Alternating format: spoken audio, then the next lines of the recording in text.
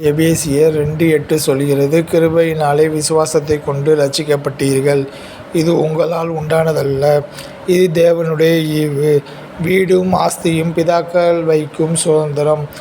புத்தியுள்ள மனைவியோ கர்த்தர் அருளும் ஈவு. ஆகையால் பொல்லாதவர்களாகிய நீங்கள் உங்கள் பிள்ளைகளுக்கு நல்ல ஈவுகளை கொடுக்க அறிந்திருக்கும் போது, பரலோகத்தில் இருக்கிற உங்கள் பிதா தம்மிடத்தில் வேண்டிக் கொள்கிறவர்களுக்கு நன்மையானவைகளை கொடுப்பது அதிக நிச்சயம் அல்லவா? தேவன் அருளிய சொல்லி முடியாத ஈவுக்காக அவருக்கு ஸ்தோத்திரம். நன்மையான எந்த ஈவும் பூர்ணமான எந்த வரமும் பரத்திலிருந்து உண்டாகி ஜோதிகளின் பிதாவினிடத்திலிருந்து இறங்கி வருகிறது.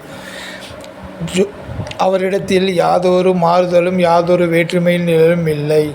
அவனவன் பெற்ற வரத்தின்படியே நீங்கள் தேவனுடைய பற்பல கிருபையுள்ள ஈவுகளை பகிர்ந்து கொடுக்கும்படி நல்ல உக்கிரக்காரர் போல ஒருவருக்கொருவர் உதவி செய்யுங்கள். இப்படி நம்மை கிருபையினாலும் விசுவாசத்தை கொடுத்தும் நம்மை ஆசீர்வதித்து உயர்த்தின தேவனுடைய ஈவுக்காக நன்றி ஆண்டவரே.